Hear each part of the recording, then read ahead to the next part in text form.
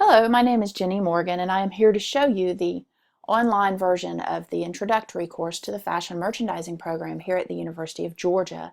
This program is part of the Textiles, Merchandising, and Interiors Department in Family and Consumer Sciences. This class introduces students to the fashion industry and all of its components, including design, manufacturing, science, which includes textiles, how they're made and tested for quality, merchandising, consumption, which is buying, using, and discarding items, and the historical and cultural aspects of dress. This class is designed to be taken in the through semester in the summer. My audience would primarily be fashion students, but could also include students from the Terry College of Business or other areas of family and consumer sciences, such as consumer journalism or consumer economics. Many of these students leave Athens and return to their hometown. They travel during the summer, they have internships, and having this class online would allow those students to attend class from a distance. The first thing I have to show you is my plan for the semester. Like I said, this would start in the through semester this summer. The syllabus is set up with an 8-week plan. The 9th week would be the final exam. As you can see, everything is online. This would be my plan is for it to be alternating between synchronous and asynchronous classes. That way people can do class on their own, but also have the feeling of a class presentation so that they feel included and have teacher presence and all those things that we have talked about during the course of the semester in this class. One thing I want to point out to you is each student would introduce themselves, and we would set up in the first week a rotation of 2 to 5, depending on how many are in the class, 2 to 5 per week to introduce themselves. Networking in our department is very important, and we stress getting to know your classmates and knowing things about them, knowing where they're from, enough that if you went into a job interview or were trying to get a job with a company, you could call up a person who was in the class with you and say, hey, this is so and so, I was in such and such a class with you, and they would know who you were. And we try to make it as easy as possible for people, and it works pretty well for our department. The first thing I want to talk about is we would set up class on Blackboard Collaborate. We're all familiar with it, so I won't go into a lot of detail, but it works beautifully. We can post pictures of fashion. This is a Chanel jacket. You can actually read the tag and everything, so it would be detailed enough that you could see it. This is my son being real fashionable. And anyway, Blackboard Collaborate, of course, it's set up on ELC, and I'll talk about that in just a minute. One great tool that we have is YouTube, and our department actually has a YouTube channel. This is a screenshot from it.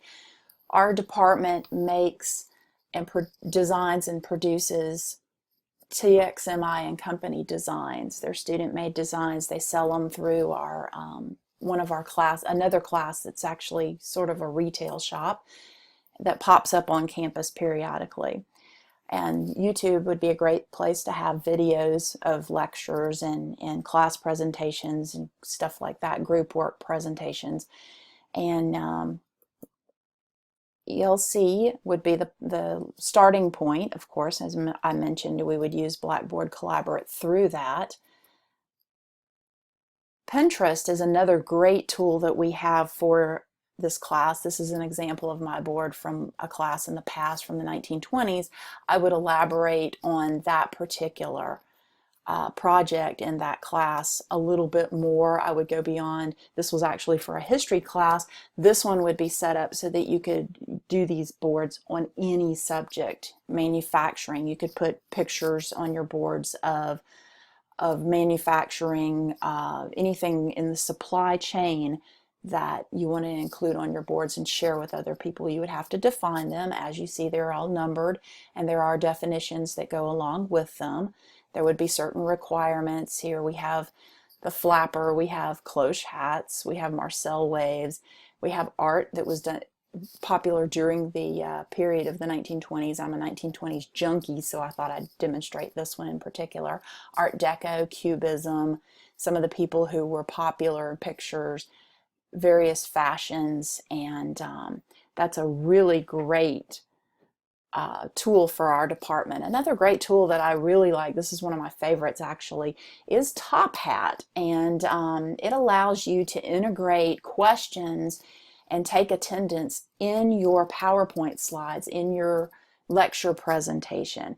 And you just click on the create, upload slides. You can actually upload your PowerPoint into it, and they will incorporate their questions, their quiz questions into your quiz questions actually into your PowerPoint slides, and you can present from there. It's actually a really cool tool, and it's actually one of my favorites.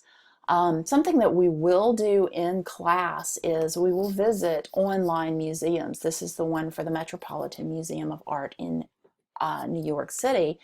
And as you can see, you can go to exhibits, and quite frequently some of their exhibits are clothing related, fashion related, art related, things that would go along with the particular topic that we are covering in that class.